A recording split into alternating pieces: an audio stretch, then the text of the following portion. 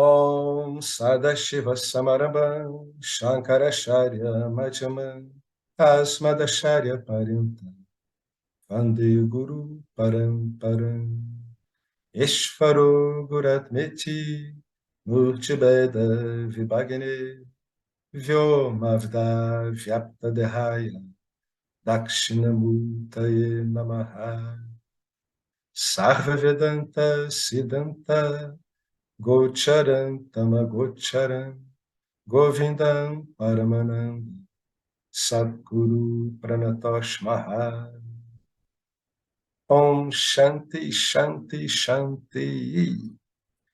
Bem-vindos a mais um encontro do livro Experiência e Conhecimento. É interessante que hoje, anteontem, eu recebi uma mensagem pelo Messenger de um rapaz que fazia umas perguntas, e em última instância ele está perguntando exatamente sobre isso. Como, entender o que é o conhecimento diante do nosso hábito totalmente fundamentado na experiência. O que quer dizer um hábito fundamentado na experiência? Quer dizer que você está lidando com registros sensoriais, né? Toda a tua estrutura mental ela é sensorial. Às vezes as pessoas não notam isso. Eu mesmo notei isso há pouco tempo.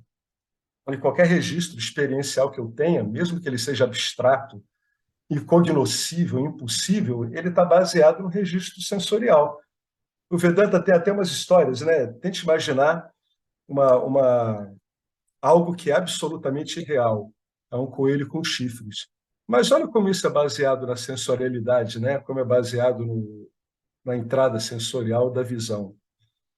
Então, mesmo o nosso absurdo, ele está trabalhando com o nosso input sensorial. Essa é a base da experiência, né? E a gente, quando lida com esse tipo de diferenciação, de discernimento entre experiência e conhecimento, a gente tem uma dificuldade enorme, porque todo o nosso legado, ele no fundo, ele é sensorial. Quando a gente fala de experiência, estamos falando de órgãos sensoriais. Isso condiciona o Jiva de um modo tão absurdo que tudo o que ele confabula é em torno disso. Qualquer coisa que você imaginar. Mesmo quando a gente... Por isso que o Vedanta, conhecimento do ser, ele trabalha com o pensamento abstrato, porque é através do pensamento abstrato, bem colocado, bem trabalhado, como é com o Vedanta, ou como é com o Curso em Milagres, que você começa a romper esse elo, né? Essa subserviência à sensorialidade. Não que haja problema com a sensorialidade, né? O problema é tomar a sensorialidade como uma base para o real. Então, o que a gente faz? A gente estuda os modos de operar da sensorialidade para desacreditá-la como real, mas não é para negá-la, não. A sensorialidade bem usada é ótima, mas ela não é uma baliza para o real. Por isso que a gente tem que se voltar para o conhecimento, né? Porque ele é a única coisa estável nisso aí tudo. Afinal de contas, para a própria sensorialidade operar, está operando uma função de conhecimento, puro e simples. Então, o James aqui, ele vai dizer como é que a coisa ocorreu com ele, né? E vocês vão ver que uma hora ele vai mostrar claramente que ele estava interessado em conhecimento, não em experiência. Ele começa assim, página 3. Eu comecei a procurar felicidade dentro de mim. Ou seja, ele estava acostumado a buscar a felicidade através de modos experienciais, né? Aí o indivíduo se volta para dentro de si mesmo e ele encontra as reminiscências experienciais dele, representado pelos sanskaras, pelas impressões mentais. Então ele vai ter que ir um pouco além disso, mas aí tem que ter uma certa orientação. Quando eu tinha 25 anos, percebi que não havia nada aqui no mundo exterior, como se chama, e comecei a procurar felicidade dentro de mim. Com a ajuda das escrituras e do meu guru e muita autoinvestigação séria, descobri que eu era a fonte de toda a felicidade. E eu tenho estado profundamente satisfeito desde então. No entanto, havia uma parte de mim, o ego, que era ainda programado com a velha crença de que havia algo no mundo pelo qual valia a pena lutar. O ego é totalmente impressionado pelos registros sensoriais. Então, resolvi me livrar dessa voz. Veja você, o ego, na verdade, não interferia na alegria constante que me preenchia por dentro. mas irritava um pouco que nem uma picada de inseto. O estágio espiritual ou de purificação. Então, eu me comprometi com uma vida de renúncia e introspecção, e gradualmente reduzi os programas e planos do ego. Eu realmente não precisava fazer isso, mas senti que limpar a mente era algo justo, né? Era algo adequado a se fazer. Parei de ir atrás de dinheiro, mulheres e responsabilidades no mundo. E aos poucos a voz que dizia eu quero, não quero, começou a desaparecer. Você para de dar alimento para o ego, né? Essa busca cria uma expectativa, a busca, né, como ele estava aqui, por dinheiro, mulheres, responsabilidades no mundo, cria uma expectativa que é a base da alimentação egóica. Então, você simplesmente está secando a fonte de alimentação, não é para matar o ego, é para tirar ele da condução da vida. É para isso que se faz. Né? O ego não vai morrer mesmo, né? Mas é para deixá-lo no lugar certo. Então, o que ele está fazendo aqui? Ele está trocando o que ele chama de experienciar o mundo. Para ele, o experienciar o mundo era isso aqui. Ele ia atrás do que o dinheiro, mulheres e responsabilidades conferiam a ele. Isso é como ocorria com ele. Com outras pessoas pode ocorrer de outra forma. Né? Há pessoas que podem buscar um conhecimento formal, podem buscar poder, podem buscar aceitação dos outros. A coisa não é tão material como era no caso do James, né? Tem essas variações também. O desapego libera você, né? Ou libera de se incomodar com o prazer e a dor das experiências. E o deixa livre na plenitude do ser. Muitas pessoas confundem essa aparente dicotomia de prazer e dor com a felicidade, que é quando eles dizem que o prazer venceu, né? Então, quando você tem, né, nesse prato de balanço uma inclinação maior para o prazer, as pessoas dizem, eu estou feliz. O Vedanta vai mostrar, né, através da análise da suposta felicidade nos objetos, como isso aqui é uma falácia. Mas pode demandar um pouco de paciência e contemplação a pessoa perceber que prazer não é necessariamente felicidade. Muito pelo contrário, o prazer pode trazer um bocado de infelicidade também. Então, tem que estar claro para as pessoas que estão estudando que elas não podem fazer esse link entre prazer e felicidade. Pode ser que ocorra, pode ser que não ocorra, né? É um bom discernimento, né? Então é por isso que ele fala que o desapego libera a pessoa de se incomodar com o prazer e a dor, porque o indivíduo desapegado é aquele que não está mais procurando satisfação nas experiências. Então, ele aparentemente, como entidade experienciadora, ele se desvincula dessa balança prazer e dor, o que já poupa para ele um monte de problema e economiza energia para a investigação. Vai desentulhando a mente da pessoa isso. A parte interessante era que quanto mais eu me recusava a ouvir aquela voz, a voz do ego, mais a vida deixava suas oferendas diante de mim. Eu nunca tive falta de coisas para fazer, bons amigos, relacionamentos amorosos, dinheiro, qualquer coisa. Então, na superfície, parecia que nada tinha mudado. Mas essas coisas vieram sem serem solicitadas. Então, eu estava livre delas. Por isso que ele falou que eram oferendas. Ele não corria atrás disso, isso aparecia, né? Isso não significa que eu não as aprecie, né? O James não está dizendo assim que ele não nega a sensorialidade.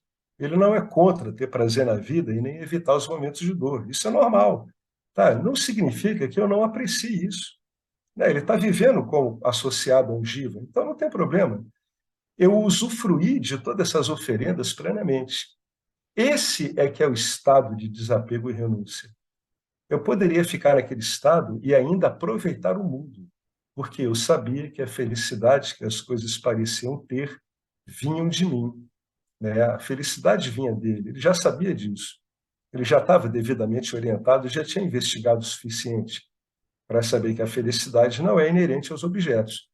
O Vedanta, primeiro, ele faz esse gancho da felicidade, porque, em geral, as pessoas se metem no Vedanta porque querem ser felizes, estão sendo infelizes, não conseguem ver mais alternativa, né? E aí então o Vedanta ele dá essa puxada, né? Diz assim, olha, essa felicidade que você acha que é dos objetos não é deles. Vou te mostrar por quê. Aí faz um raciocínio simplérrimo daqueles que o Vedanta faz e conclui o óbvio, né? Se realmente a felicidade viesse dos objetos, o seu contato com o objeto estaria te dando uma felicidade permanente e estaria dando felicidade para outras pessoas também. O que a gente sabe, né, por experiência própria, que não é verdade. Então, ele sabia já disso, né? Ele já estava entendendo isso. Ele sabia que essa felicidade que as coisas pareciam ter era dele, vinha dele. Elas não tinham nenhum poder sobre mim, né? Ele destituiu as coisas como sendo símbolos de felicidade, né? O desapego fez isso. Eu acho que talvez você, né, falando com a pessoa que escreveu o e-mail, eu acho que talvez você sinta que uma vida de desapego e renúncia é muito enfadonha, é desinteressante e talvez é entediante mesmo. Mas não é. Você ainda tem tudo, só que você não está vinculado a nada. Você não está limitado a nada disso, porque no momento em que você estabelece que você precisa de alguma coisa, você está se limitando por uma coisa, né? Claro que investigando isso adequadamente, você vai voltando. Você aí descarta as coisas e você compreende que é um equívoco que você tem, né? Então você não precisa se desvincular nada. Estado de renúncia é um estado que não está em conflito com o mundo. Então, tem que ter um cuidado muito grande aqui, porque muitas culturas espirituais, que a gente vê inclusive bastante disseminadas por aí, dizem que usufruir do mundo é uma dependência das coisas do mundo. Não, não é. Tá? Não é. Né? Desapegar-se do mundo não é que você está brigando com o mundo, não é que você está voltando as costas para o mundo. Você só está entendendo o mundo de um modo adequado, você está ajustando a sua percepção do mundo, né? Você está compreendendo o papel da percepção, o papel das suas vássanas, o papel da sua carga kármica, né? Você está vendo tudo isso como um cenário montado de modo a achar que você vai alcançar a felicidade através dos instrumentos de percepção. O Vedanta vai desfazendo isso, mas não quer dizer que você não vai usufruir das coisas do mundo. Você só não vai estar vinculado a elas, você não vai ter vínculos obrigatórios com elas, né? Você vai ter contatos, vai ter prazeres, sabores, dissabores, mas não vai estar limitado a nada disso, você não vai estar vinculado a nada disso. Você vai ter uma vida normal, vai ser como é mais uma relação com criança.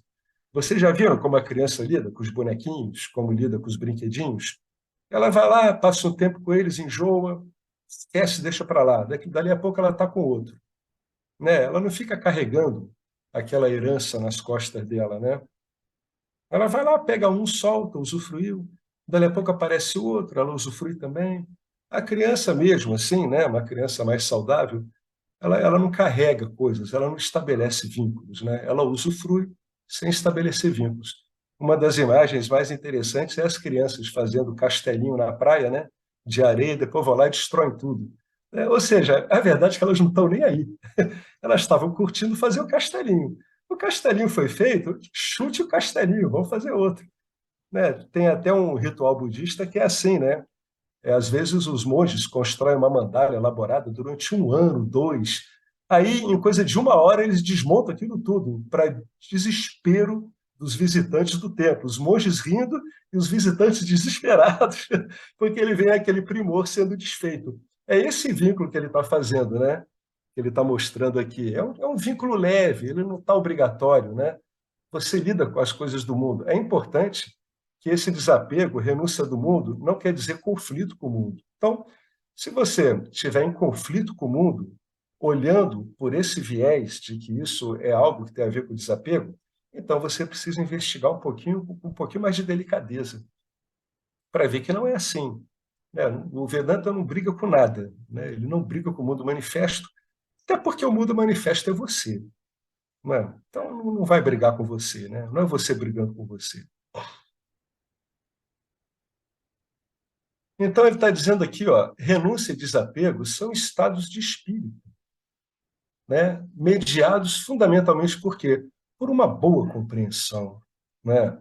Uma boa compreensão e uma vida plenamente vivida te dão, né? Se você está interessado em você mesmo, em descobrir o que que você é, eles vão te dar essa compreensão, né? Vão te dar esse estado desapegado, mas não é inerte, né? É renúncia, mas não é uma negação.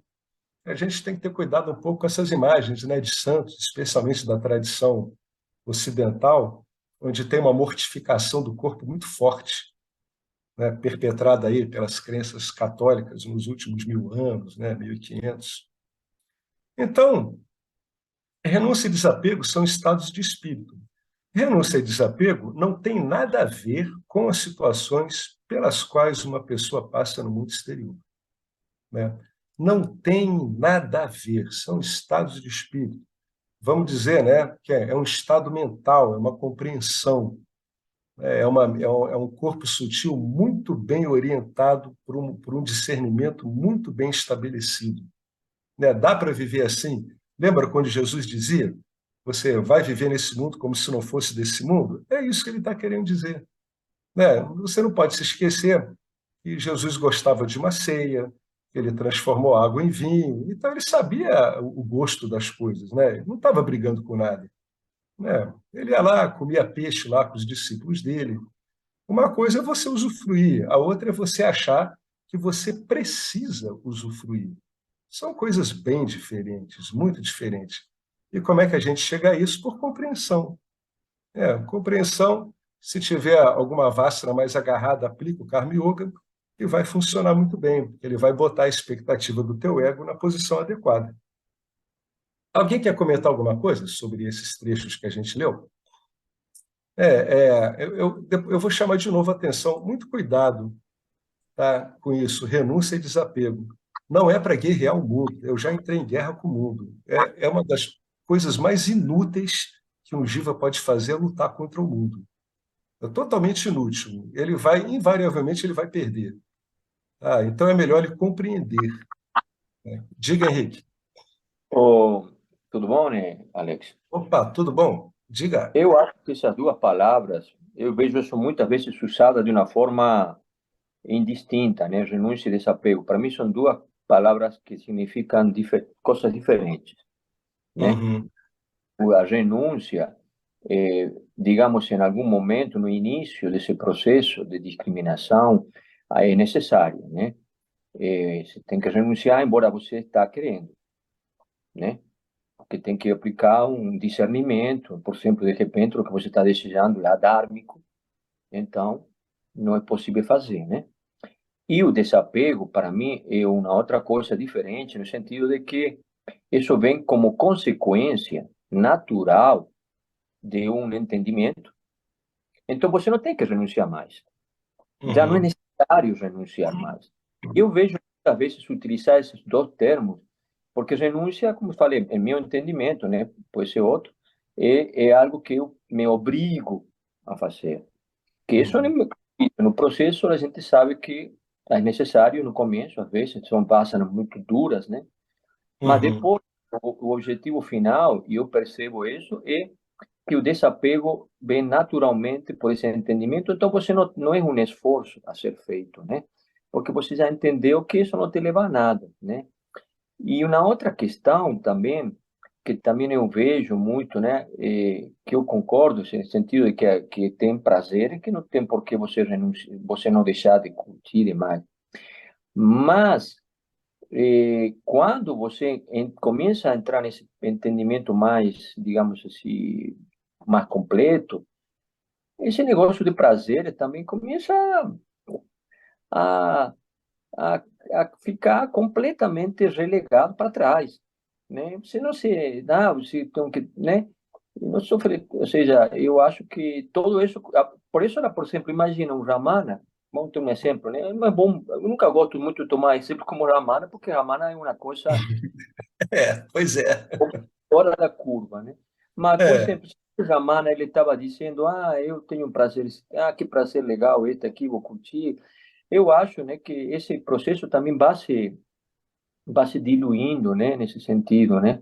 Então, todos, para mim, todo, pelo menos no meu caso, também se remete todo ao entendimento, o entendimento que limpa, o limpador, porque qualquer outro método, qualquer outro método, sempre você vai estar cobrindo, ocultando, né? Né? Então, não sei se essa questão aí é relevante entre as duas palavras, renúncia e desapego, né? Eh, eu acho que isso não são termos, pelo menos a meu entendimento, iguais, né? Não sei o que vocês acham aí. Eu gostei muito que você falou. A gente pode até enquadrar essa diferença de renúncia e desapego no que o James disse, né? Ele disse que o ego não era um grande problema para ele, mas ele decidiu, né, renunciar aos programas, aos planos do ego, né? E ele disse que isso foi dando um efeito. Faz sentido o que você está dizendo, né? Na renúncia, a gente tem que fazer um pouquinho de força. É como se o desapego fosse o resultado da renúncia associado assim com uma boa compreensão, né? Você tem que forçar um pouquinho a barra no começo, como você disse, porque realmente esses laços assim são laços muito fortes, né? São laços estabelecidos ao longo de centenas de anos, milhares talvez. Então, no começo, o investigador ele tem que forçar um pouco a renúncia, até que ele fique seguro e veja que realmente não precisa de nada disso. Mas eu gostei muito, Henrique, gostei muito do que você falou, do modo como você colocou, achei bem claro. Achei até mais claro do que no texto, né? Mais assim, mais prático, uma coisa mais prática de se usar, né? Muito bom, gostei muito. Alguém quer acrescentar alguma coisa? O Henrique ele fez umas colocações muito boas mesmo, muito boas. Eu gostei muito. É verdade, né? Porque às vezes tem os hábitos da gente que a gente simplesmente escorrega neles, né?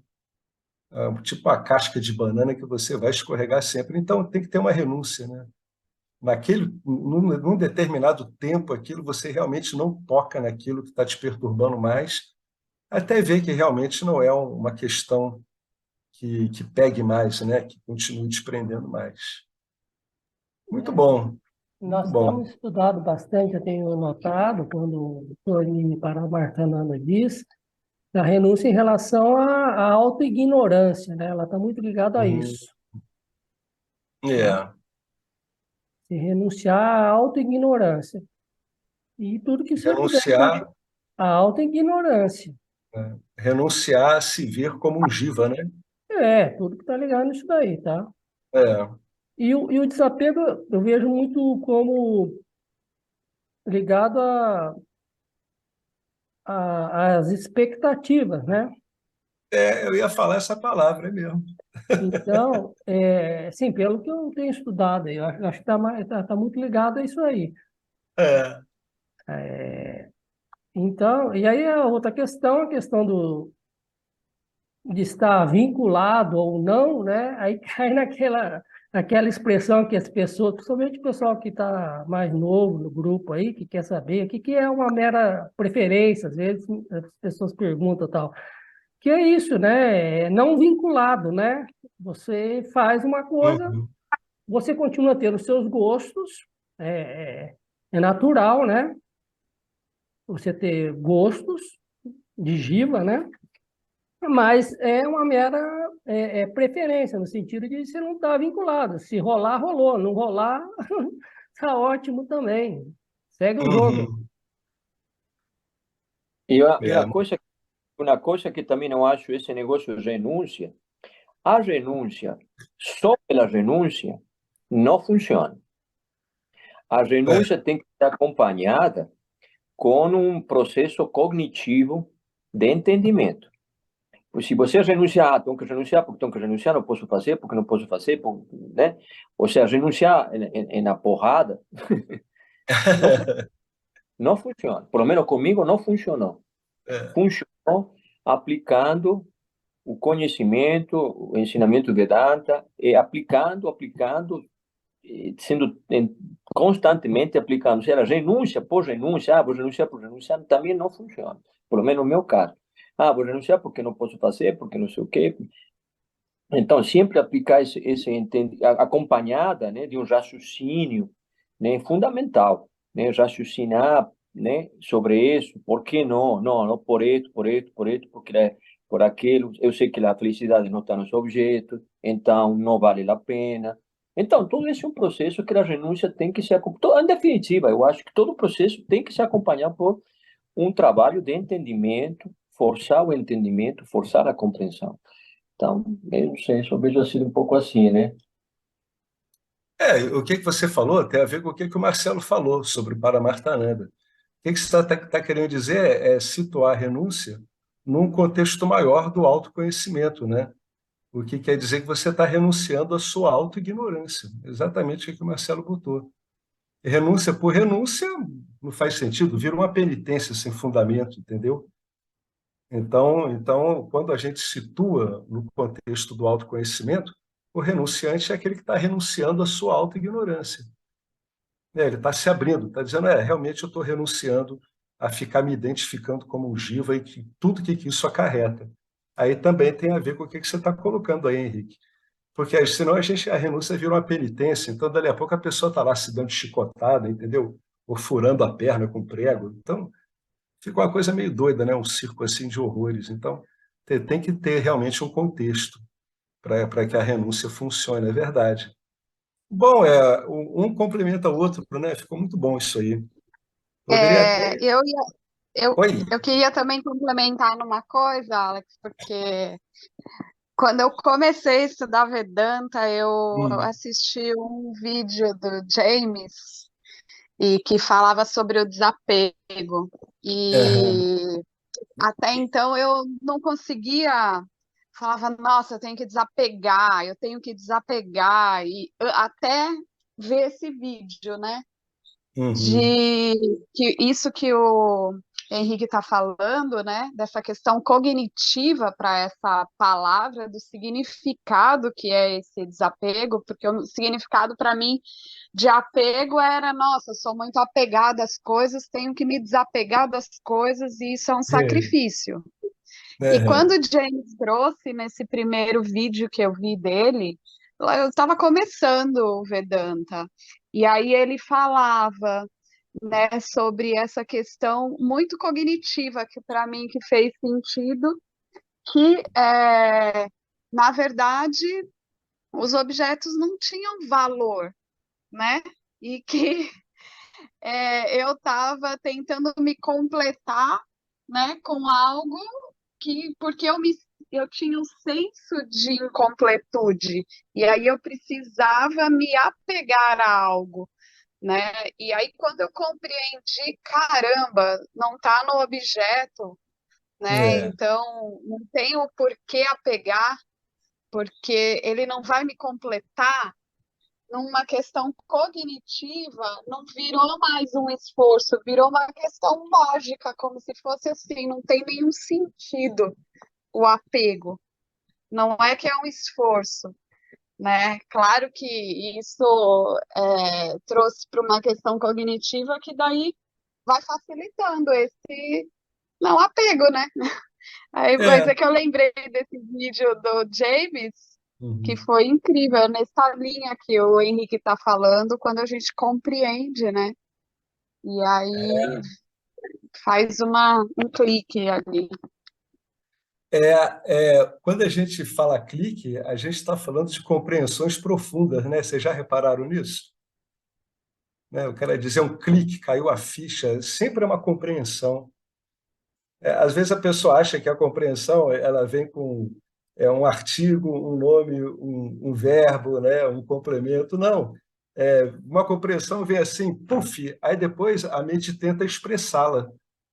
Né? Esses cliques de compreensão que são os mais poderosos que tem. Agora é sempre compreensão, né? Sempre compreensão. Já dizia Nisargadatta Maharaj, compreensão é tudo. É a compreensão que muda a gente mesmo.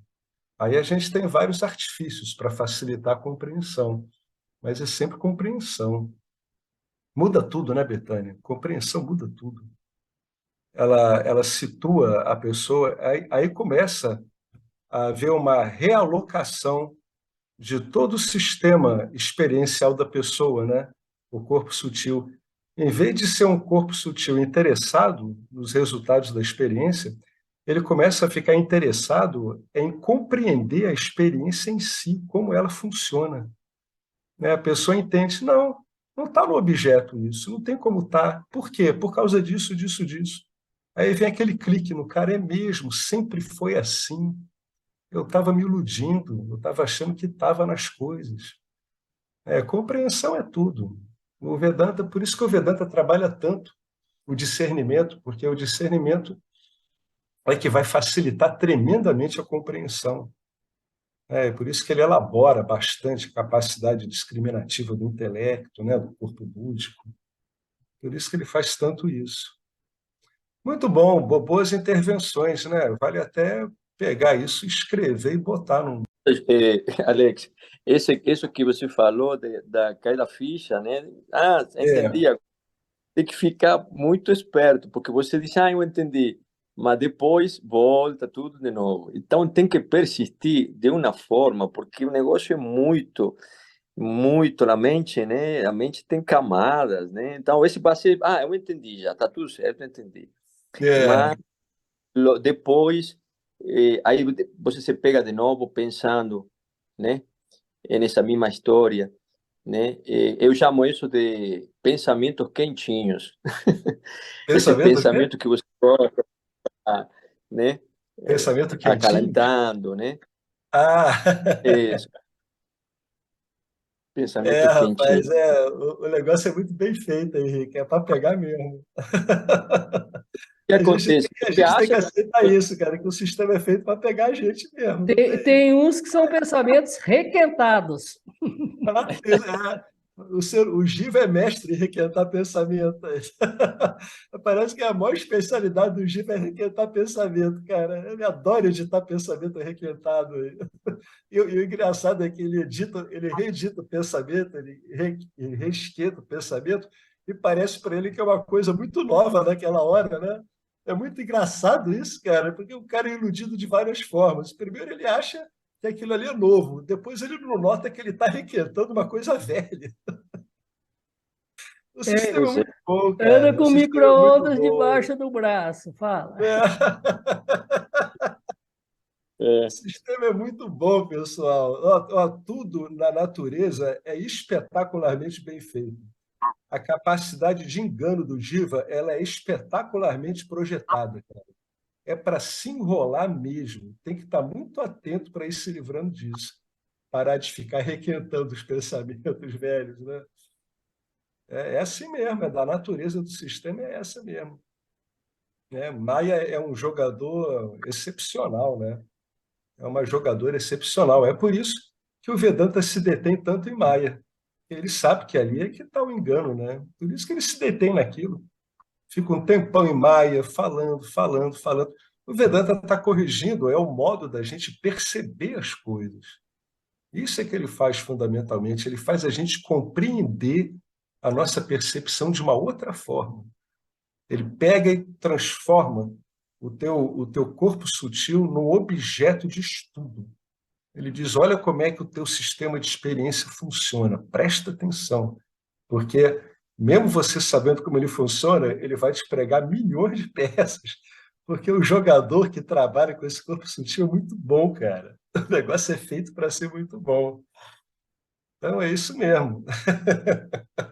Então, essa é a turma da quentinha, né? Então, vamos prosseguir. O ser humano está sempre comendo marmita requentada, né? Então, só o fato da gente saber isso já ajuda pra caramba. Muito bom, muito bom. Então, comentários excelentes. Né? Vamos ver como é que o James ele está falando aqui, né? Aí ele começou a tentar arrumar, né? Como é que foi a história dele. É claro que quando a coisa estava acontecendo com ele, não tinha essa ordem toda que vocês estão vendo aqui, né? A gente sabe aqui que o James está fazendo um trabalho de reedição, até por questões pedagógicas, né? Então, ele chamou o seguinte: ele chamou aqui no texto a existência de um primeiro estágio, que ele diz purificação da mente. minha mente para parar de ficar lidando com essas coisas requentadas, como falaram Henrique e Marcelo, né? Quando eu era mais jovem, eu sofri muito, porque estava seriamente fora de contato comigo mesmo. Aos 26 anos, eu tive uma epifania durante a qual vi tanto o que estava errado comigo, como aquilo no qual eu poderia me tornar. Então, ele nessa epifania dele, ele entendeu tanto aquilo que estava errado com ele, como ele vislumbrou aquilo no qual ele poderia se transformar, né? Ele viu essas duas coisas. Aí a gente tem que dar um desconto para o James. Vocês veem que ele tem um viés muito forte de conhecedor, né? A coisa puxou muito ele por isso. Todo mundo aqui já teve epifania, e na maior parte das vezes a gente é levado junto com a epifania. Para o James, embora ele fosse levado junto, ele ficou muito intrigado. O que é isso? Né? Muito embora ele tenha sido carregado pelo êxtase da epifania, ele ficou muito intrigado. Né? Ramana foi assim também. Né? Ramana foi tomado de um acesso de investigação durante uma experiência de quase morte, que é um acontecimento muito raro. Né? O modo como o corpo sutil dele se comportou ali é um evento muito raro, muito difícil de ocorrer. Aquela ânsia de conhecimento, né? Apesar de tudo, ele queria, sobretudo, saber. A pergunta do Ramana, naquela hora da experiência de quase morte, era a seguinte: o que morre? Né? Repara, né? Ele estava morrendo, ele estava numa simulação idêntica à morte, com medo que aquilo ali trazia para ele, e a coisa proeminente nele ali naquela hora, apesar de todo aquele medo, era aquela pergunta: o que morre? Então, o James, com esse viés, ele conseguiu ver na epifania tudo que estava errado com ele, que era esse monte de apego que ele tinha, de falta de visão dele mesmo, como ele vislumbrou o que ele poderia vir a ser, que na verdade ele já era, ele foi perceber isso depois que ele já era. Né? Então, pouco depois dessa epifania, ele encontrou o Swami, ele está falando aqui do Chimayananda.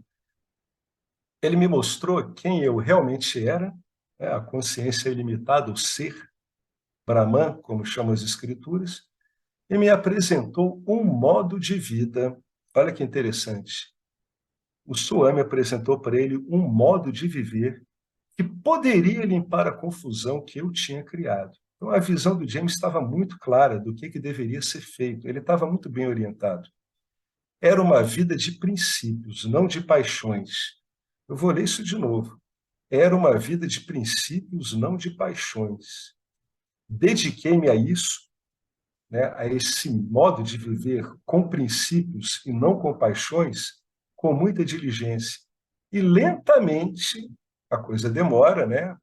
Aqueles obstáculos que a gente estava falando, lentamente a tortuosidade da minha personalidade foi sendo resolvida. Ele foi tornando a personalidade tortuosa dele numa personalidade mais dócil, mais condizente com a descoberta que ele fez dele mesmo. Pouco a pouco, com o passar dos anos, tá vendo? Ele não está te propondo nenhuma fórmula miraculosa, não. Pouco a pouco, com o passar dos anos, cada vez menos disciplina se tornou necessária. E um dia, tudo ficou natural e automático. É aquela renúncia de que o Henrique estava dizendo, né? No começo, ele teve que usar de disciplina aqui. Eu sou bastante exigente por natureza.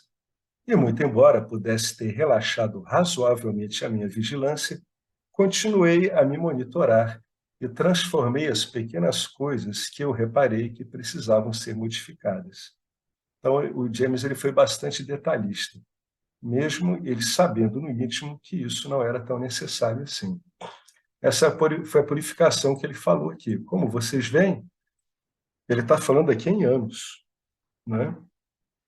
Pouco a pouco, com o passar dos anos. E aí ele fala aqui, e aos poucos, no decorrer desse processo, aquela vozinha que dizia, eu quero isso, eu não quero, ela foi sumindo. Indo direto ao ponto, o trabalho parou. Não fui eu quem parou o trabalho. O trabalho não parou porque eu quis que ele parasse. O trabalho parou por si mesmo. Parou porque não havia mais nada a fazer. né? Eu entendo a visão de que nunca se deve dizer nunca, porque a natureza paradoxal da vida pode fazer com que a gente engula as nossas próprias palavras. Mas este evento, ou não evento, se você preferir chamar assim, não teve nada a ver com o meu ego e nada a ver com a natureza quixotesca da vida, né? Essa natureza de ficar procurando quimeras para obter satisfação. Foi apenas algo que observei. Não é grande coisa, mas destituiu de significado todos os símbolos da minha vida espiritual, né? Ao mesmo tempo, o que ele fez aqui? Repara o seguinte, ele estava contrapondo, né, nessa faxina dele, né, os vícios mundanos dele, ele estava contrapondo a esses vícios uma vida espiritual. Tá? Então, o que ele tinha aqui era uma dicotomia, uma vida espiritual para limpar esses vícios que ele tinha de comportamento, etc. Quando isso caiu por si, né, ou seja, os vícios, quando eles caíram por si, também levaram junto aquele remédio que ele estava usando para se contrapor aos vícios. Por isso que ele disse que isso também tirou o significado de tudo o que ele entendia por vida espiritual. Esse aspecto aqui que ele está falando é muito interessante. Tá? Tanto a vida mundana quanto a vida espiritual, elas são construções egóicas. É isso que ele está querendo dizer aqui, né? Uma se contrapõe à outra dependendo do que a pessoa quer fazer com ambas, né? Se a pessoa quer se livrar de uma vida mundana usando uma orientação espiritual, essa orientação espiritual ela vai durar até que o impacto dos vícios mundanos caia por terra. Quando eles caírem por terra, todo o significado de uma vida espiritual vai cair junto também. É aquele famoso espinho, né, que o Ramana dizia que você usa para remover um espinho que fincou no seu pé. Então, muitas vezes isso ocorre, a pessoa ela começa a olhar e ver assim, caramba, o que está acontecendo com tudo aquilo que eu chamava de vida espiritual? Juntamente com as suas amarras egóicas, as suas amarras satíficas e espirituais estão caindo também, né? Você contrapôs uma simbologia satívica espiritualizada para lidar com tamas e rajas descontrolados. A hora que tamas e rajas ali entram no controle, né, anulando várias dessas forças e mantendo outras de um modo saudável, todo aquele significado espiritual daquela luta, né, porque no fundo o que se trava é uma luta. Todo aquele significado de uma luta, de uma contraposição da vida espiritual à mundana cai também. Às vezes isso acontece com o buscador, ele não compreende. Ele sente até saudade desse conflito, né, dessa vida espiritual maneirando a chamada vida mundana. Mas quando isso cai, é um sinal muito interessante, muito bom. O que começa a ficar ali é pura e simplesmente a existência em si, que vai por si mesma, sem precisar de muita explicação, sem conflito nenhum. Ela vai se fazendo por ela mesma. Porque a vida é assim, né? Você olha em volta, vê como a vida é, olha como é que ela vai por ela mesma. Você acha que a vida tem conflito com materialidade e espiritualidade? A vida não faz nem distinção nisso.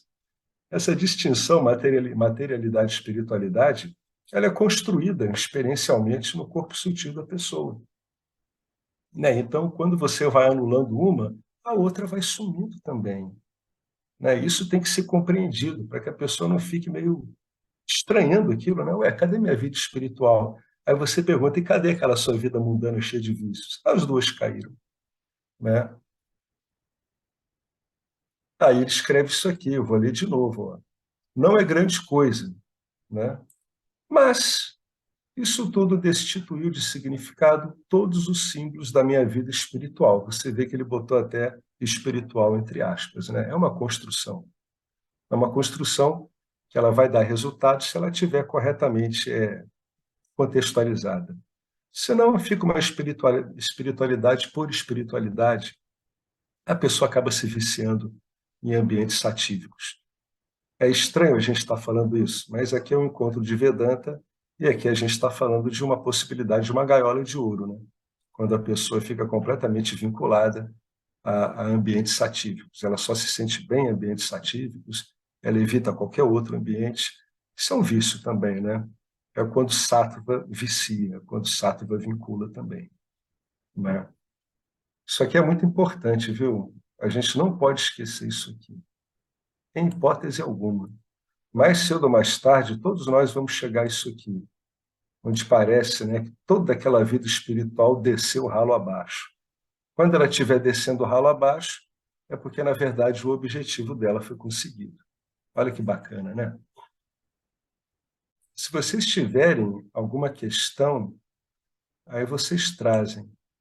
Mas é muito importante essa última frase que ele usou aqui. Tá? Muito, muito importante. Tem uma hora que toda a simbologia espiritual ela vai embora mesmo. Tá? Vai embora mesmo. É como aquele mendigo, né, nauseante lá, que o Ramakrishna disse lá para o discípulo, para o sobrinho dele atrás. Eu contei essa historinha aqui, né? E o menino disse assim, quando é que eu vou saber? E aí o mendigo, né, com autoconhecimento, o mendigo nauseante, ninguém aguentava ele, de tão fedorento, intratável que era. Mas esse mendigo olhou para o menino e disse assim, tá vendo essa água de sarjeta aqui? O dia que você não vê mais nenhuma diferença entre essa água de sarjeta e a água pura do Ganges, é porque está bom. Ou seja, ele está destituindo, né, a vida espiritual. Ele está dizendo, olha, quando você não vê mais isso, quando não tiver mais sagrado e mundano, é porque acabou, né? Não tem mais diferença, tudo é ser. Essa água suja é ser, a água sagrada do Ganges é ser. Aí acabou para você, aí está feito, né? Então, agora a gente está aqui nos 3 estágios, né? Vamos ver como é que o James estabelece isso. Ó. Os 3 estágios. É muito importante olhar isso aqui. Vamos bem devagar aqui. Existem muitos haikais budistas que tratam disso. Haikais são aquelas historietas budistas, algumas muito curtinhas. A ideia delas é fazer o cara pegar no tranco. Sabe, no tranco? Está empurrando um carro que não funciona mais, vê se ele pega no tranco. O haikai é para isso, é para ver se tu pega no tranco. Então, eu gostaria de poder lembrar a formulação exata, mas um deles é mais ou menos assim. A gente já falou desse carinha aqui, ó. Quando eu comecei, as montanhas eram montanhas e os rios eram rios. Depois de algum tempo, quando o cara está no caminho espiritual, as montanhas não eram mais montanhas e os rios não eram mais rios. Então, né, findo o caminho espiritual, o embate com a visão materialista, então as montanhas se tornaram montanhas e os rios eram rios, né? Isso significa que quando alguém vem ao mundo pela primeira vez, vê as coisas sem questioná-las. Um rio é apenas um rio, completamente autorreferenciado. Rio é rio. Se eu estiver falando da manifestação, rio é rio, árvore é árvore, passarinho é passarinho. No segundo estágio, que pode ser chamado de despertar, né, o começo da espiritualidade, percebe-se que há algo além do pequeno eu e do mundo dos sentidos. Olha como é que ele está usando bem as palavras. Há algo além do pequeno eu e do mundo dos sentidos. Há algo além desse conjunto de operação chamado eu sensorial, eu identificado com o corpo, e esse mundo que eu vejo, que ele é todo dado por input sensorial. A pessoa começa a ver assim, peraí, tem algo além. Não é só isso, né?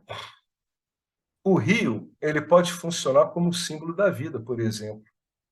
E, embora não se entenda isso claramente, a gente acaba vendo que tudo aqui é um reflexo, um símbolo de algo. E luta-se pelo que é simbolizado. Olha que interessante. Ele está descrevendo como é que o ser humano se relaciona com o que ele chama de vida, é através de símbolos. Eu vou ler de novo, olha só. Embora não se entenda isso claramente, ninguém sabe por que uma pessoa começa a pipocar nisso que a gente chama de caminho espiritual. A pessoa diz é graça, é o acaso, não importa. Não importa por quê, né? Os porquês começam a perder importância. O negócio é que ocorre. O que importa é que ocorre. Uma hora a gente começa a ver claramente que tudo isso é símbolo de um algo, que a gente chama de um algo maior. Tá? Mas, na verdade, não é nem maior e nem menor. E lutas pelo que é simbolizado, por aquilo que está sendo simbolizado por tudo isso que a gente está vendo aí fora. Né? No terceiro estágio, que pode ser chamado de iluminação, não há mais separação entre o símbolo e as coisas simbolizadas. Né? Então, tudo volta ao normal.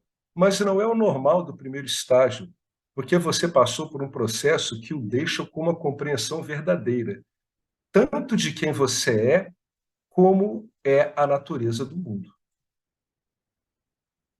Né? Você sai de um estágio meramente experiencial para um outro definitivo de compreensão, onde você não está mais lidando com símbolos para representar aquilo que você está podendo compreender.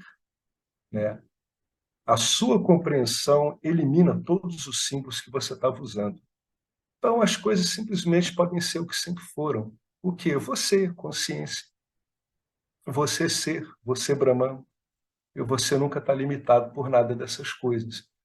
Por isso que, às vezes, a gente fala aqui que, quando a compreensão ficar clara, a dicotomia aparente, claro, entre matéria e espírito, ela vai embora, ela some.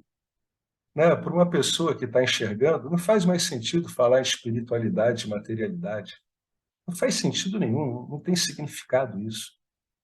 Né? É por isso que o Vedanta diz assim, qual é a visão final? O Vedanta, como ele é muito cuidadoso com as palavras, ele está evitando criar confusões, ele diz assim, não é dual. A visão final não é dual. Aí a pessoa diz assim, o que isso quer dizer? Não é aquela coisa que você estava representando. Entendeu? Não é espírito e matéria, não é eu aqui e objetos lá. O que é? Não dá para falar, mas não é o que você achava que era. Não é essa coisa simbolizada, essa coisa dividida. Né? Além do mais, numa visão final, ninguém tem interesse em explicar nada, porque não dá para explicar mesmo. Né? Você não consegue mais se explicar. Você apenas se vê como completamente familiarizado com tudo, só isso. Mas o que você é? Não dá para explicar. E quer saber de uma coisa? Não faz a menor falta explicar, porque não dá para explicar mesmo. Né? Por isso que acaba com esse senso de conflito, porque tudo fica familiar. Até as situações ruins ficam familiares. É estranhíssimo isso. Mas ficam familiares. Embora continuem a ser situações ruins, as quais você preferia não estar lá. Mas não é mais aquele bicho de sete cabeças, né? Aquela coisa assustadora. Isso não existe mais, isso vai embora, o medo vai embora. Entendeu? Então, esses são os três estágios, né? No começo, a gente pode ler isso de várias formas, né? No começo, a pessoa acha que essas coisas que ele está vendo aqui têm realidade em si, né? É a visão materialista. No despertar, elas começam a usar isso como símbolos de um algo maior. E na visão final, os símbolos e as supostas entidades materiais existentes por si só acabam. Você não é mais uma criatura, vamos dizer assim, baseada na sensorialidade e na experiência. Embora faça uso da sensorialidade e da experiência, não tem problema nenhum. Né? Mas não é mais isso que te guia. Né? O segundo estágio, correção. O segundo estágio é o que eu chamaria de vida espiritual, a correção. É meramente botar as coisas no lugar, até ver que não há lugar para coisas porque não há coisas. Tá? Mas, por enquanto, na correção, as coisas têm que ser colocadas no lugar, porque você está vendo coisa ainda. Né? Então, você agora tem que botar a coisa no lugar. Antes você estava achando que as coisas tinham existência própria. Agora a gente vai ver que não é bem assim. Quando você começa, você não é nada espiritual. Você é o que você é. Você não sabe nada. E mais, porque nascido em um mundo que se sente na obrigação de educá-lo, você é ensinado que há algo de errado com você. Isso causa sofrimento. E é aqui que o Buda entra. O Buda tem que lhe mostrar como viver para que você possa ver o que está além. Daí o caminho oculto do Buda. que é um caminho ético. Todo ele é baseado no Vedanta. Então, quando você estiver claro sobre quem você é, o Koan diz, quando você encontrar o Buda no caminho, mate-o. Isso significa que você precisa matar a sua espiritualidade, porque a sua espiritualidade, tal como a materialidade, ela é uma construção. Só que ela é uma construção feita para eliminar os erros da primeira. Então, a gente está fazendo um processo. Né? Por que um processo? Porque é mais seguro, para que a pessoa não fique como Eckhart Tolle abobado num banco de praça, sem conseguir tomar banho nem comer. Sorte dele que ele tinha alunos, né? E cuidaram dele. Então, para que uma coisa seja mais bem feita, você passa por o que a gente chama de um processo. Né? Mas é interessante notar que a espiritualidade é uma construção. Tá? Ela é uma construção que ela tem que ser orientada, ela é uma construção que ela tem que ser intencional. Você tem que saber o que você está fazendo. Por isso que é bom usar o método. Por isso que o Vedanta é tão preciso. Adyaropa Talvez Pavada. a Dyaropa Pavada, está aí. Tá aí. Essa é a construção espiritual. O Marcelo acabou de falar qual é o método de construção espiritual que o Vedanta usa, a Dyaropa Pavada. Depois o Vedanta vai te ensinar a remover isso aí tudo. Mas primeiro ele precisa botar o engano em ordem. O engano continua? Continua, mas agora ele está em ordem. Tá? O que antes era um engano, que vê um mundo independente, tudo, agora ele é botado em ordem. Não, peraí. Já que você está vendo o mundo, agora você está vendo que esse mundo não é independente como você achava. Né? Tem um substrato existencial. Essas são as linguagens do modelo, são as linguagens da correção. Tá? O Curso em Milagres ele chama isso de correção da percepção. Mas o Curso em Milagres diz que o salto final é quando tudo vira compreensão. Olha que bonito. É a mesma coisa, gente. Está fazendo a mesma coisa. Você tem um mundo que é te dado pela percepção e você está interpretando ele de forma errônea. Então, o sistema vai corrigindo o modo de você ver o mundo. A percepção vai ficando no lugar dela. Ela não é mais a diretriz básica. E depois, finalmente, tudo isso é substituído pela compreensão de que não há isso. Não há um mundo a ser percebido. Tá? Talvez, agora, olha só que bonito, ó. Eu já vi essa figura várias vezes e eu vi um monte de interpretações totalmente sem sentido sobre ela. Agora, vamos ver a interpretação que o James está com base nessa figura da mitologia hindu, com base no Vedanta não dual, ortodoxo. Olha que bacana. Talvez você tenha visto uma figura que mostra Kali. É aquela deusa endemoniada, né, que saiu matando um monte de pessoas, né? Ela, na verdade, ela foi parida de Durga, né? Era para combater demônios, só que ela saiu do controle. Talvez você tenha visto uma figura que mostra Kali adornada com colar de caveiras, vestindo uma saia de mãos decepadas, brandindo uma espada ensanguentada, enquanto ela se coloca vitoriosamente sobre o peito de um Shiva morto. Ela está pisando o peito do Shiva e ele está caído, como se estivesse morto. As pessoas adoram essa imagem. Aí vem uma piada. Particularmente as mulheres, né? Mas até agora não encontrei ninguém que saiba o que essa imagem significa. Essa imagem não tem nada a ver com um suposto antagonismo, né? Masculino e feminino. Nada disso. As mulheres parecem ficar entusiasmadas com as aparentes implicações de gênero, mas isso não tem nada a ver com gênero. É um símbolo da morte da espiritualidade, sendo Shiva um símbolo da vida espiritual. Isso é alcançado ao cortarmos os pensamentos limitados sobre o ser, simbolizados pelas cabeças cortadas, e ao percebermos que não há um fazedor, simbolizado pelas mãos decepadas.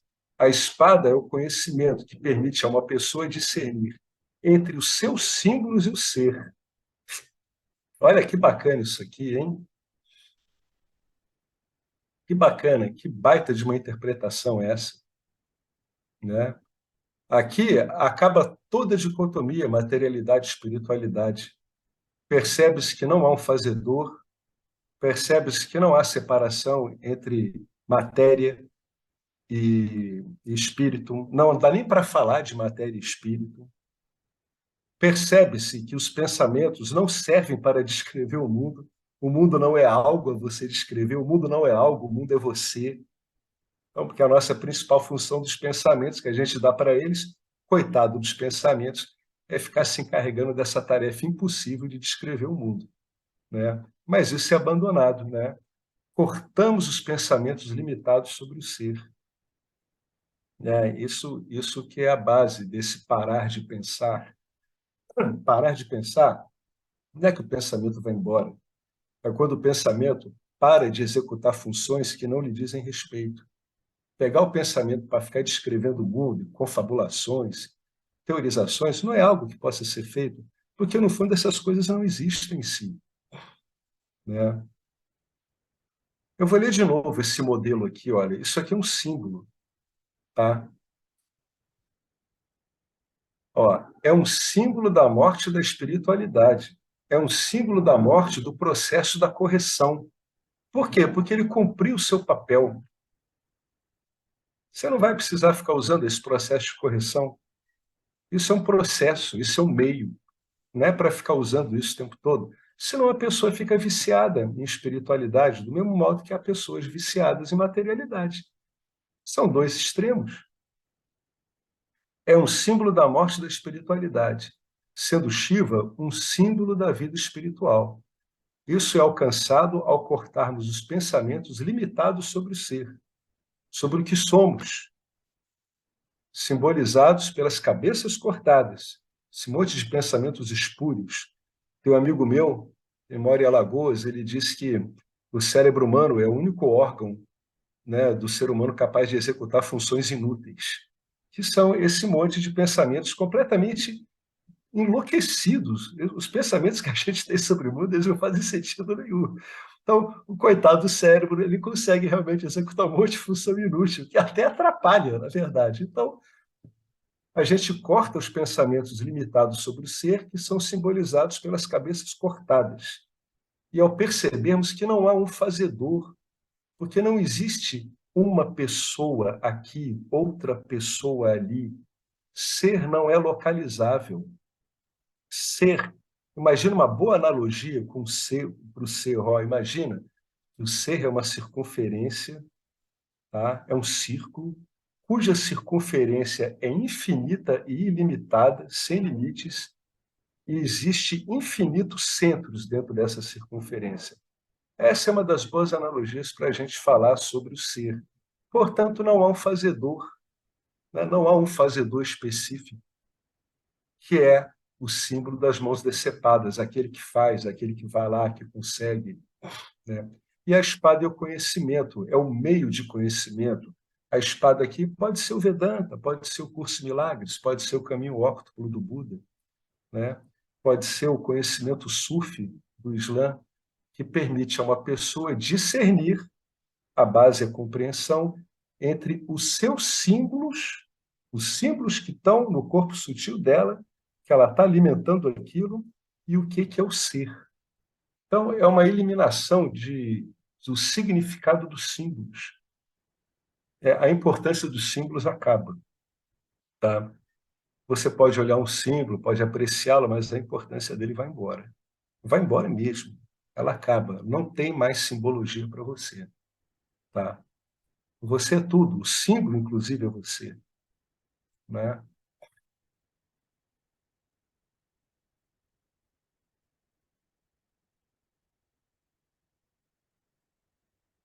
Alguém quer comentar alguma coisa sobre isso? A gente está falando aqui do fim da espiritualidade. E quando a espiritualidade acaba, a materialidade acaba também. Acabam juntos.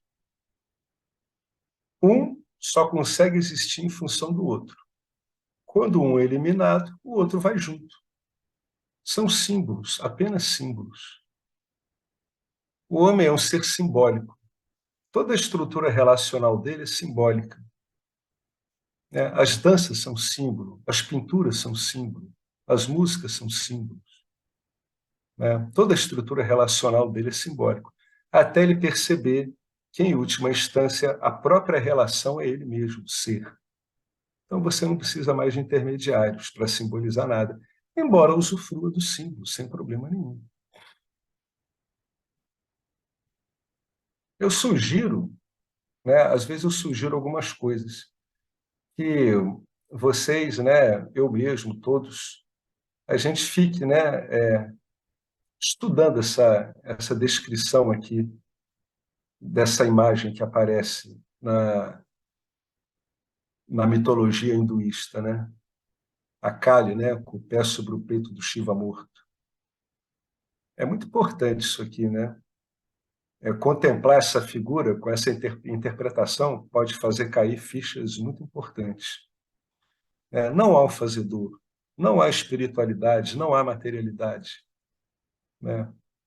Não há um modo capaz de descrever o mundo, né? A realidade é não dual, ela é impossível de ser apreendida, ela é impossível de ser apreendida pelo fazedor, ela é impossível de ser apreendida pelo pensador, ela é impossível de ser apreendida por aquele que sente.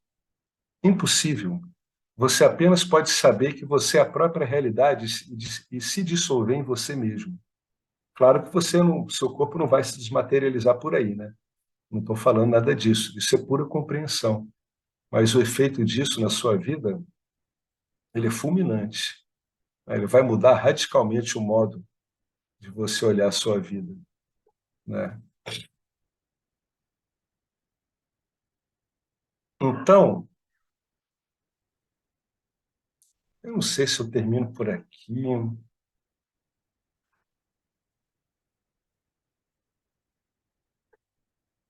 Isso aqui que ele está lhe dando aqui é um outro tópico. Isso aqui é um outro tópico. Começa assim, ó. Como um buscador do ser, você fez um voto de que não vai colocar energia no que é irreal. Aqui é a renúncia da qual o Henrique falou, né, mais à frente. Você fez um voto, você está renunciando a dar atenção àquilo que a Escritura está lhe dizendo que não é real. Aí entra a fé no conhecimento, né? Ou seja, a fé no que está na Escritura. Até que você comprove na realidade, na sua vida, né, ordinária, que isso é assim mesmo. Mas eu vou parar por aqui, né? Eu acho que vale a pena a gente ficar com esse último parágrafo aqui, ficar com essa contemplação aqui. O que dá para dizer é que está ocorrendo um experienciar, e que esse Jiva aí, ele toma uma parte nisso, mas não é como a gente pensava. Entendeu? A participação dele não é daquela magnitude que a gente pensava. Isso, o Karma Yoga, ele corrige preliminarmente, ele dá uma correção nisso, né? Ele dá uma ajustada, para que o ego, que é o grande agente fazedor, né? É o iludido morro, coitado. As ações já ocorreram e ele vem na lanterninha dizendo: olha o que eu fiz, olha o que eu fiz. Ele está sempre na rabeira de todo mundo. Tudo já está sendo feito, ele está dizendo que a autoria da ação é dele. Então, mas na verdade, você tem uma participação pequena, é uma grande engrenagem, né? Então é muito difícil a pessoa dizer, depois de um tempo, de uma compreensão, dizer eu fiz isso, eu fiz aquilo. Ela sabe que é só um experienciar ali e que esse aspecto que ela tem, essa capacidade que ela tem de mexer coisas, de atuar nas coisas, é apenas uma pequenina parte, é como se fosse uma pequenina engrenagem num contexto muito maior e, na verdade, um contexto incompreensível, né? E que, mesmo sendo incompreensível, não deixa de ocorrer, né? Essa é a graça e a beleza dessa história toda, né? Então, tem que corrigir essa ideia do fazedor, né? É claro que se alguém disser para você, vá lá, por favor, me traga um copo d'água, você pode ir lá pegar um copo d'água. Agora, você não pode esquecer que o coração tem que cooperar, os terremotos têm que cooperar, não pode cair um asteroide na sua cabeça, o seu cérebro não pode falhar, né? Você tem que conseguir um copo com água, o copo não vai quebrar. Se você olhar, é tanta coisa que tem que ocorrer para que você possa atravessar uma rua em segurança que não dá nem para a gente enumerar, entendeu? Quando você vai escrever com a caneta no papel também, olha quanta coisa tem que ocorrer, quantos músculos. Quando você está ligando o seu computador, quanta coisa tem que ocorrer. E aí vai o ego e diz que ele está fazendo. Essa realmente é das maiores falácias que tem, né?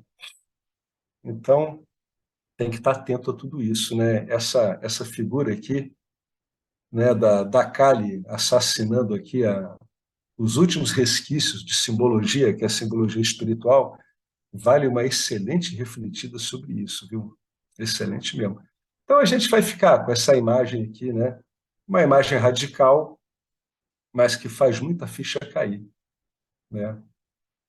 Eu ouvi uma história também de um cara que ele entrou no consultório, né? E conversou com o pessoal que estava lá, e ele finalmente, no dia de São Jorge, ele entendeu que simbologia toda era aquela, né? Ele entendeu que o São Jorge era ele, a lança era ele, o cavalo era ele, e o dragão, o seno morto, era ele também. É isso aí mesmo, entendeu? É o fim do dual, né? É o fim dos símbolos. O efeito da visão não dual é a eliminação dos símbolos. Não há mais intermediários, né? Tudo é você, mas tudo permanece incompreensível, porém extremamente familiar. Alguém quer comentar alguma coisa? Alex, agora, com essa fala aí, né, me veio uma questão sobre o karma, né? Ele está vinculado a quê, né? Porque quando a gente morre, né, o corpo fica aqui, depois vai ao etérico, logo depois, né? O corpo causal também, ou seja, o astral também vai embora depois de um tempo. E o corpo sutil também termina se desfazendo, né? É, Então fica o karma. eu estou entendendo, por isso que eu estou rindo. No fundo, cara, o karma ele é do sistema, ele não é pessoal. Mas a ilusão de uma personalidade faz com que essa personalidade ilusória se agarre a um karma. Olha que loucura, cara. Pois é, porque eu É, estava, outra vez estava, eu mexo com genética, né? aham, E, e outra vez estávamos discutindo aí uns seminários aí. É, é, por exemplo, teus ancestrais, teus pais, a genética é terrível, né? Ela, por exemplo, ela te condiciona até com comportamento, né? Hoje estão discutindo coisas como, se está mostrando como, por exemplo, se llama comportamiento así como, ¿cómo se llama ese negocio? Quando você é altruísta, uhum, genético. E por aí vai. E você vê, né? Então, eu fico pensando, né? Então, digamos assim, é como que ou como que você compartilha, porque essa programação, né? Digamos assim, você está heredando, né? De teus pais. A gente é muito fácil observar nos pais, né? Você vê quando você vai ficando mais uhum. velho, você vai ficando teu pai, né? Ou tua É, mãe. Então, isso também faz parte do karma, né? Da programação, né? sim. Então, aí me surgiu agora essa questão.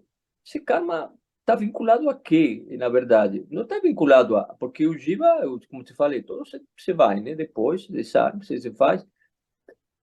Entendeu? Esse negócio, eu acho... É, Não sei se estou viajando na maionese, mas esse negócio de vida, essa por vida, você acorda, você não está batendo, não. Entendeu? Não sei, não. Entendeu? Sei lá. Não sei se estou, sei lá, você sabe o agora que já. acontece, Henrique? É que quando a gente faz essas perguntas, a gente está fazendo da perspectiva de um fazedor, Sim, sim, sim. né? Mas quando você compreende que não tem esse fazedor, você entende que isso é um conjunto de ações e reações, né? De um sistema uno, impossível de ser avaliado. Agora, na nossa compreensão limitada, a gente consegue atribuir isso a uma entidade específica. Mas essa entidade específica, numa visão completa, não existe, mesmo que pareça que existe. O que eu estou É, querendo dizer é que, mesmo que pareça que eu esteja falando aqui com o Henrique, na verdade, o Henrique em si não existe.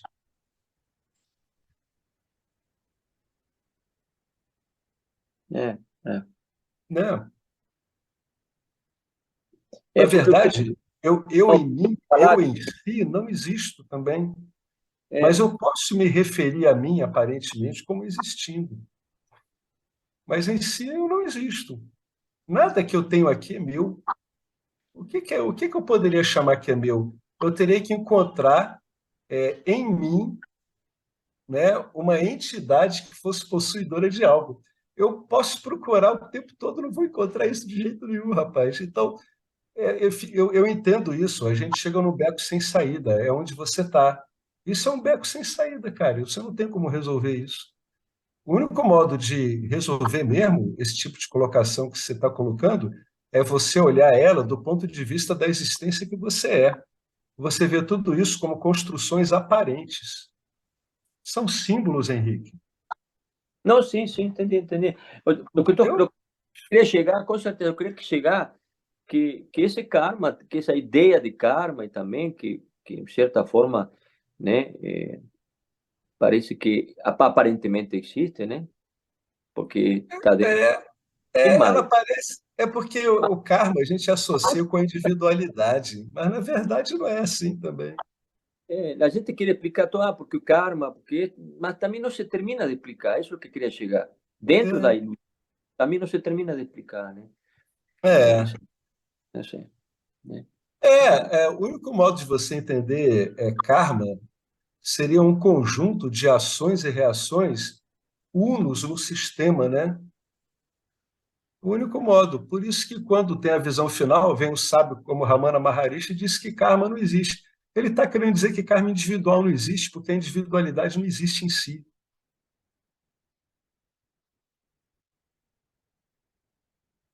Mas o conjunto de ações e reações na manifestação existem.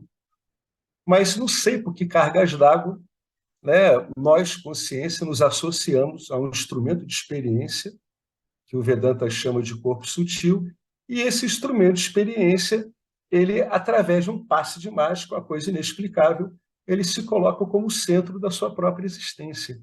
Isso ninguém consegue explicar, cara. Ninguém, o Ramana não conseguia explicar isso, ninguém consegue. As pessoas que eu perguntei também, ninguém conseguia explicar isso. Por que isso ocorre? Isso é como se fosse um passe de mágica. Porque é como se fosse um passe de mágica, porque quando a gente vai investigar, por exemplo, usando o Vedanta, a gente vê que essa construção de nós como um centro. O que você está querendo dizer? É o karma vinculado à entidade. Quando a gente vai olhar o que a gente chama de nós, e a gente investiga conforme o Vedanta, a gente vê que não tem como existir um centro que está tomando decisões, que está agindo. Agora, por que ele parece ser? Como ele parece ser do mesmo jeito que o céu parece ser azul, não sendo azul. É estranho, cara, é um mundo de ilusões mesmo. Quanto mais eu me aprofundo nisso, mais eu vejo que é uma construção mesmo. Tudo construído no corpo sutil, cara. É uma interpretação. Não tem isso, não tem Alex, não tem Marcelo, tem ser. A gente está falando aqui, aparentemente, sobre o fim de uma aparência que, na verdade, nunca existiu. Um monte de Pegadinha karmas. do Falsão. Maia, o Falsão. Pegadinha do Falsão. Cara, isso que o Vedanta entra com Maia, cara. Você tem que entrar com um golpe inexplicável para que isso ocorra, porque isso não resiste à investigação, cara. Então, tem que ter algum modo de tentar organizar isso para a pessoa sair disso, né? E aí a gente vê a gente falando de nós como se fôssemos centro de decisão, de galvanização de karma pessoal. Não tem nada disso. O professor Arlindo tem uma palavra muito legal para a Jiva. O Arlindo diz que o Jiva ele é um reciclador de karmas do sistema. Essa é uma das melhores definições que eu vi até hoje. Olha só, o karma é o do sistemão, cara, do ser, é o único. Aí os Jivas reciclam isso como? Aparentando ser uma entidade independente. Agora, como isso ocorre, Henrique, eu não tenho a mínima ideia, cara. Acho que eu não tenho como explicar isso. Não sei. Eu entendo a sua questão, mas eu também não vejo como sair dela. Eu só consigo dizer isso, que os karmas, eles pertencem ao sistema. Nós mesmo pertencemos ao sistema. Nós somos o sistema. Nós, como Jiva, nós somos, vamos chamar assim, de parte do sistema. Chamar de parte está errado, tá? Parte, a gente chama de parte porque a gente está usando a nossa percepção. Então, a gente vê um corpo separado aqui, eu vejo o Marcelo ali, mas não é nada disso, cara. Né? É aquela coisa que a gente vê em alguns ditados sufis, né? Deus não vê você, Deus vê Deus. Isso é importante, né? Deus não vê você. Deus não vê Marcelo, não vê Alex, não vê Silvana, Deus vê Deus. Né? Esse negócio de sair vendo coisas aí é nós. A gente que vê mundo, a gente que vê Deus, a gente que vê karma. Eu acho que tudo talvez seja que é inexplicável, que a gente uma vez conversou, essa natureza dessa consciência refletida é inexplicável, né? É inexplicável.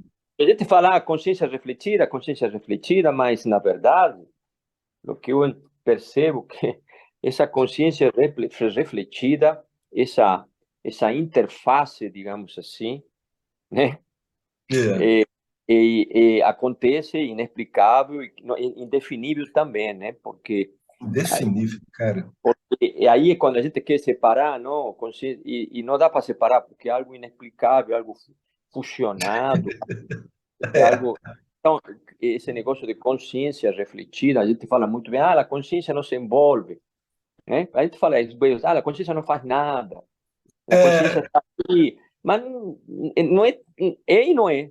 Eu não vejo dessa é e não forma, é. né? E não é, né? É e Eu não não é. é. Esse é o estágio da correção. Né? É, Na visão final, não dá para falar mais nada. sim, sim, sim, sim. E Não, tudo. interessante, não precisa falar mais nada também, porque não dá para falar mais nada mesmo. E nem por isso as coisas deixam de ser como são, né? É, Não tem resposta, Henrique. eu sou A queijo. consciência refletida ela é tão misteriosa quanto a fonte do reflexo. Exatamente. A superfície de reflexo é tão misteriosa quanto a fonte. A gente está usando palavras para desfazer um erro, só isso. Você lembra quando a gente comentou o Adiaropa Pavada? Sim. Você lembra que ali, com base naqueles abhyasa lá do Shankara, o comentarista ele disse que em nenhum Upanishad se diz que o indivíduo vai encontrar o que ele é no mundo manifesto, ele tem que olhar para dentro dele mesmo, Uhum. né? Por quê? Porque o mundo manifesto já é uma representação. Como é que você vai encontrar o que você é em mais uma representação? E quando a gente vai entrando para dentro da gente, a gente usa representações também. Todo o sistema de ensino do Vedanta, esse meio de conhecimento, ele é uma representação também, né? A gente não vai se encontrar aí. Isso são recursos pedagógicos. No final, o que resta com a gente é um mistério tremendo. Só que agora a gente vê que a gente é esse próprio mistério. Eu volta e meia eu falo aqui que o Castanheda costumava perguntar para o Dom Juan o que é tudo isso. E o Dom Juan dizia para ele que isso é um mistério e que todo ser humano tem no seu olhar a mesma natureza desse mistério. Olha que bonito isso. Não há separação, né? É o mesmo mistério. Aí a gente chama, né? Número, Deus, consciência, ser, Brahman, Alá, Tupã.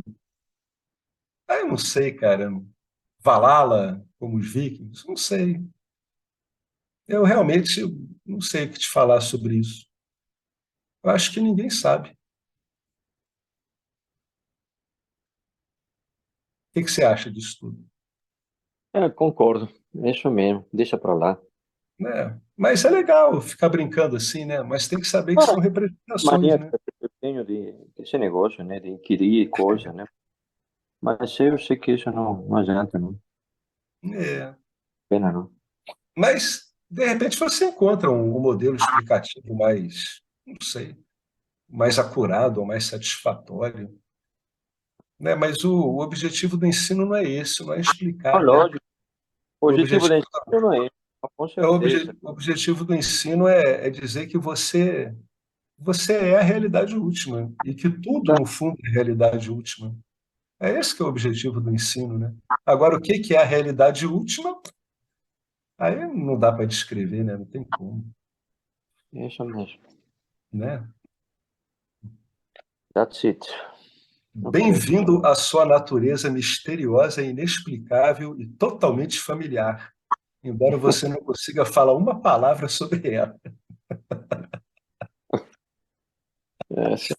Fica com essa. A coisa infinitamente familiar a você, você não consegue falar nada sobre isso. É uma coisa muito maluca, viu? Né? Vale a pena ficar um tempo refletindo sobre isso, né? Não está ao alcance de palavras, de expressão. Você apenas pode ser o que você é, o que você sempre foi. Que Krishna disse para Arjuna, né? Pô, o que está acontecendo com você, general? Ninguém aqui nasceu, ninguém aqui está vivendo, ninguém aqui vai morrer, cara. Acorda, cumpre teu papel nessa encenação aí, ponto final. Mas era a visão final, né? Para o Arjuna foi demais, ele teve que ser instruído. E depois ele acabou se confundindo, se embananou todo nisso aí, né? O final do Mahabharata ele é muito surpreendente. É isso aí, gente. Fiquem com o mistério que vocês são e vejam como ele não precisa de explicação nenhuma. Aliás, as explicações só existem porque esse mistério sempre é o tempo todo, né? Ele, numa escala temporal, mesmo nessa, ele está antecedendo tudo que é justaposto a ele. Bem-vindos ao seu olhar misterioso. É isso aí, gente. Vamos encerrar aqui. Om Purnamada Purnamidam Purnamudachyate Purnasya Purnamadaya Purnamiva Vasishate. Om Shanti Shanti Shanti. Gratidão a Ishvara, gratidão a Vedanta, a toda essa maravilhosa linhagem de professores e alunos. E não se esqueçam de, sendo possível, doar, né, para a continuidade desse trabalho no Grupo Vedanta Brasil. Os modos de doar estão ali na página do Facebook e volta e meia são colocados nos links do grupo de WhatsApp. Tá joia, gente? Salve mistério. O mistério despede-se do mistério sem jamais ter deixado de ser um mistério para o próprio mistério. Boa noite a todos, mistério. Tripura Rahasya, o mistério Exatamente. por trás da existência. O mistério por trás da existência, exatamente. Olá, mistério. Estou vendo várias carinhas suas, que são as minhas também. Todas as faces em mim, todas as faces em nós. O mistério total. E já era a cabeça aí, já a cabeça não consegue pensar mais nada. Falou, gente. Grande abraço para vocês. Até a próxima. Olá, queria trazer aqui para vocês o quanto eu tenho me beneficiado dos ensinamentos do Vedanta. Esses ensinamentos do Vedanta, eles mudaram a minha vida, o meu estilo de vida, né? A partir de uma compreensão sobre Jagata, o mundo, sobre essa pura inteligência, Ishvara, sobre o Jiva, né? A mente, o funcionamento, sobre a aplicação do Karma Yoga diariamente na vida, o quanto isso beneficia a purificação da mente, né? Para poder daí acessar aquilo que é mais valioso. Aliás, eu diria sem valor estimável, inestimável, né? Uma riqueza profunda, que é a compreensão sobre os ensinamentos de Satya, a consciência, a existência ilimitada que sou. Bom, eu sou uma aluna de Vedanta, desse grupo Vedanta Brasil, que iniciei a jornada, estou no começo da jornada, mas essa jornada seria impossível sem o apoio diário de um professor qualificado, o professor Arlindo Nagar, nosso professor, que dedica a sua vida, que dedica as batidas do seu coração exclusivamente para o ensino do Vedanta. Ele gosta de usar a frase, o coração que se doa, recebe. Então ele é esse coração que doa. E aí a minha pergunta e o meu convite é: e você? Tem se beneficiado também dos ensinamentos, da compreensão, da clareza desses ensinamentos que são trazidos para nós? Sim? Se sim, o coração que doa, recebe. Então, o convite é: se você se beneficia, você pode também fazer uma doação. Essa doação, ela é necessária, apropriada, para a manutenção, né, desse ensinamento vivo diariamente para nós.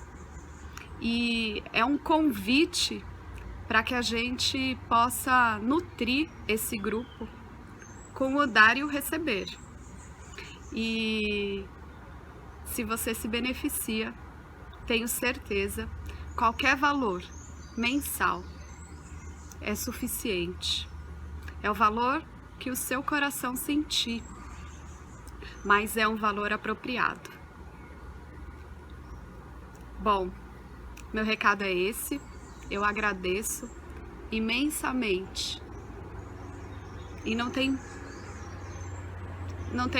palavras para dizer o que é o Vedanta na minha vida.